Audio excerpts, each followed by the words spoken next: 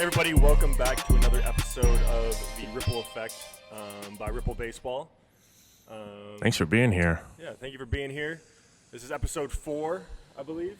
Today we just want to hit on, with the high school season starting up, something that we like to call quiet panic, or, kind of when self-doubt starts creeping in.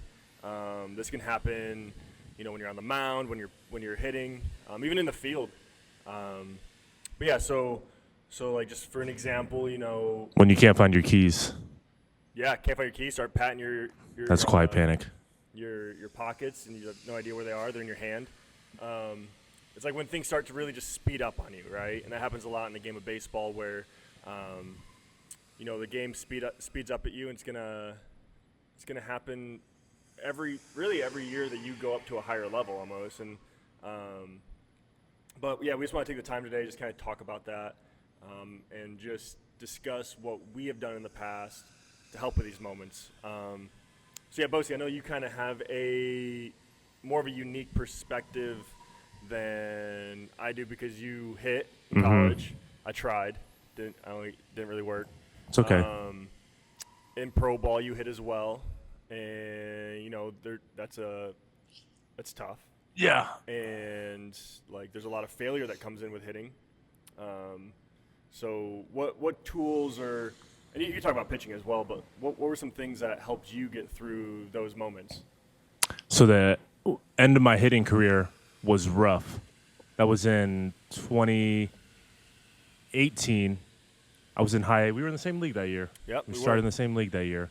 But when I think about that, when I didn't control the quiet panic, when I didn't control what I was able to control, I was like going 0 for 4 every single day, 4 punchies. And those thoughts, I'm sure, keep creeping into your head, right? Just like they stacked on each other every single day. Yeah, like you go home after that game, and that's all you can think about. 100%. Right?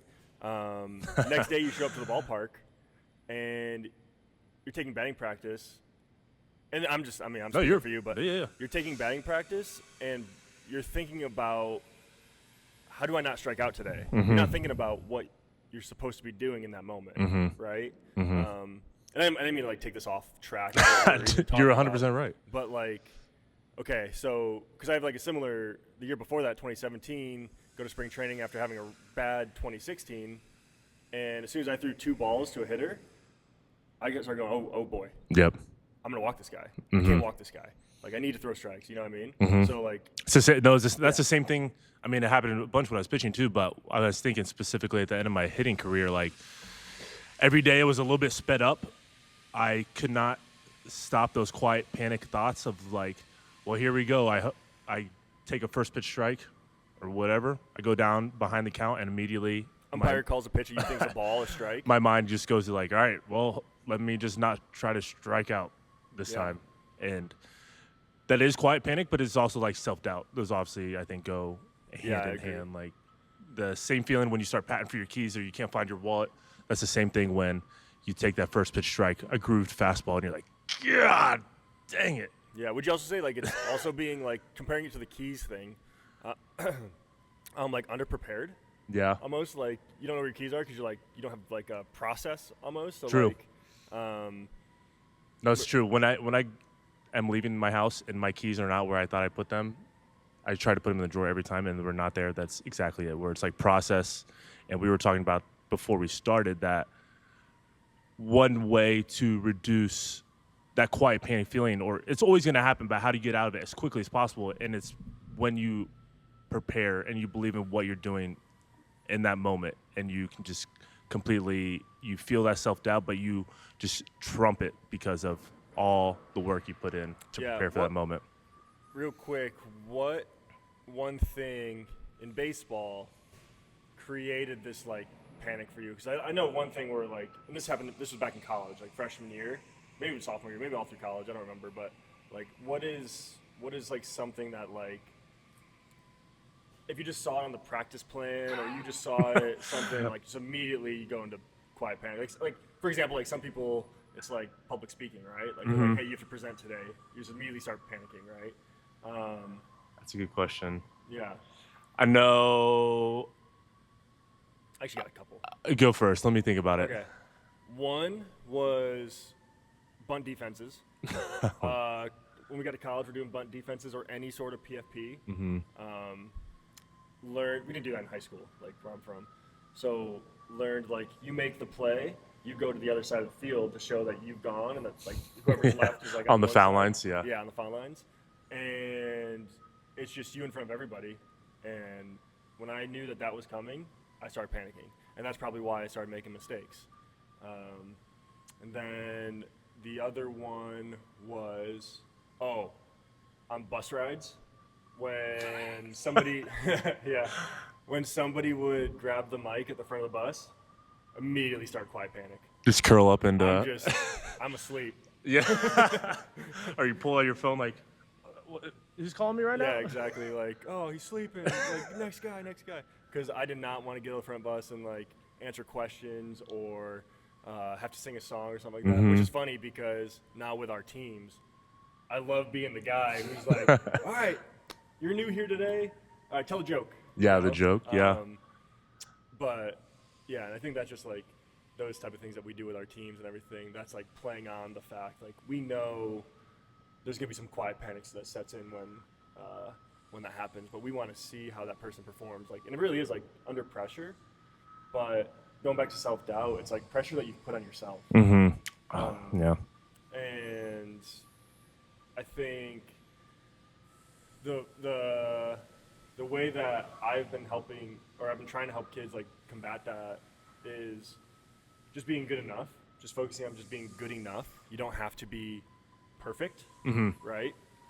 So like creating like a process where it's like, okay, if I do this, will I be good enough, right? Like, okay, sorry, I'm just babbling. You're doing good. You're doing good.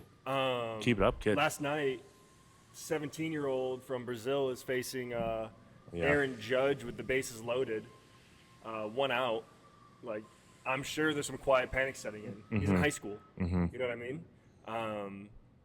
But he like just threw a couple fastballs. Aaron Judge broke his bat, and they get a double play. And like before that, and I can't speak for the kid, but like he's either super confident and he's like, yeah, I got this easy, or he's like, man, hopefully this goes well, right?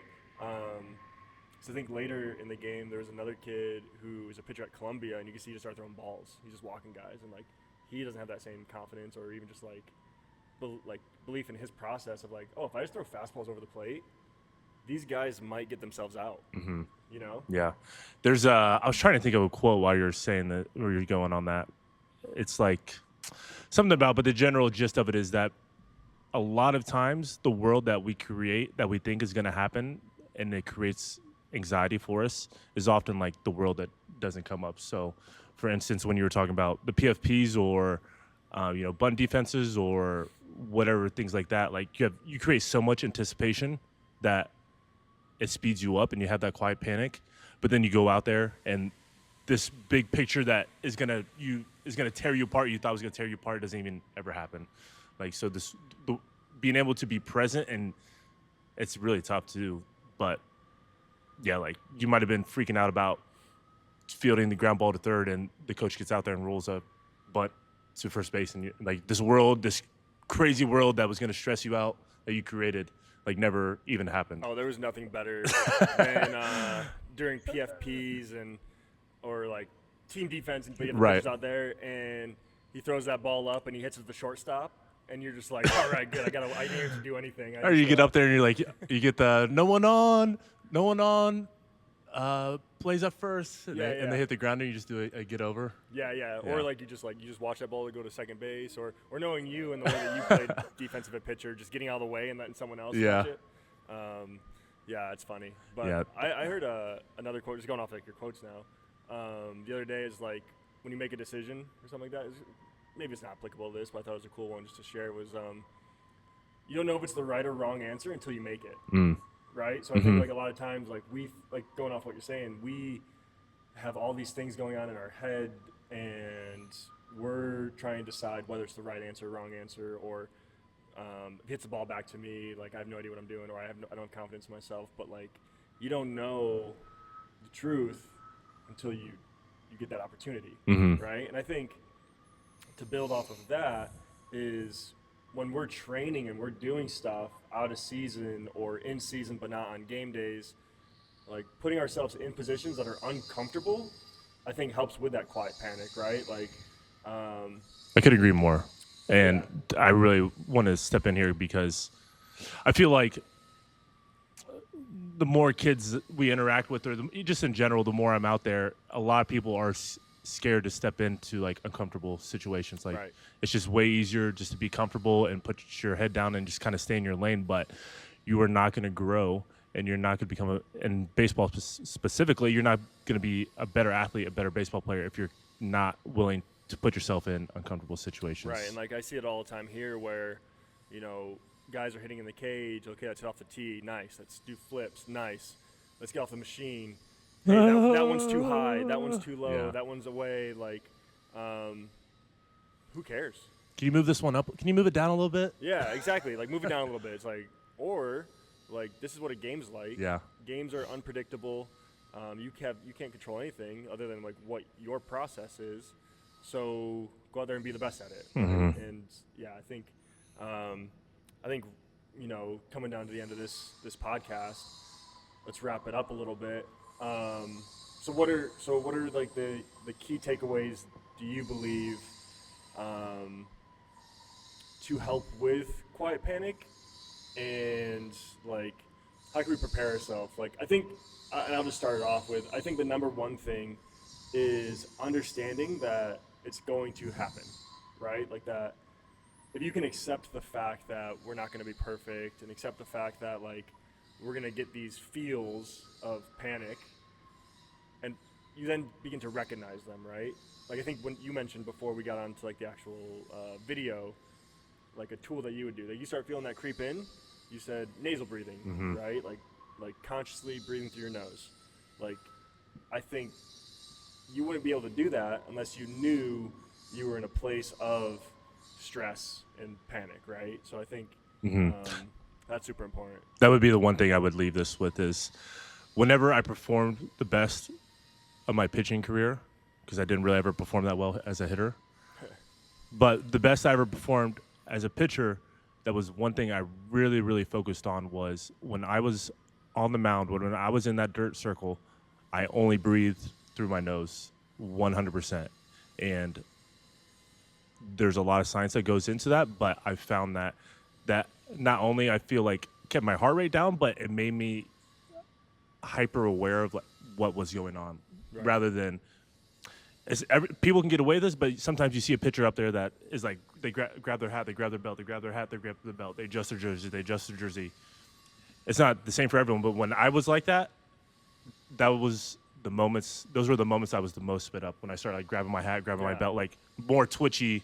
I'm not aware, but when I told myself I'm stepping into the circle, I'm only breathing in through my nose, that's when I was hyper aware. I wasn't twitchy, grabbing my hat, grabbing this. I was very focused and intentful on what was going on before I made the pitch, Yeah, and I think that's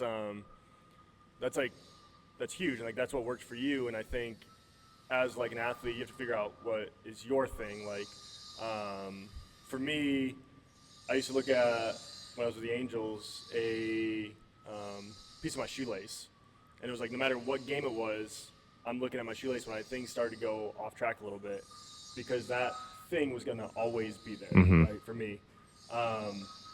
And yeah, like it looks different for anybody. But Yeah, you just need to find what it is.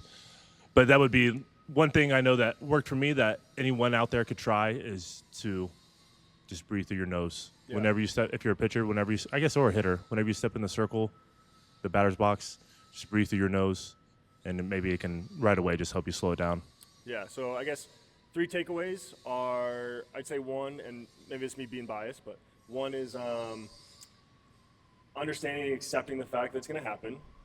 2 is finding what tool works best for you to get you out of that position, or just to like help you become more aware with what you're trying to accomplish. And then 3 would be Preparing, be uncomfortable. preparing. That's what I was gonna say. Yeah. Like preparing by being uncomfortable, and also like I think another way to prepare that's great is like watch the game.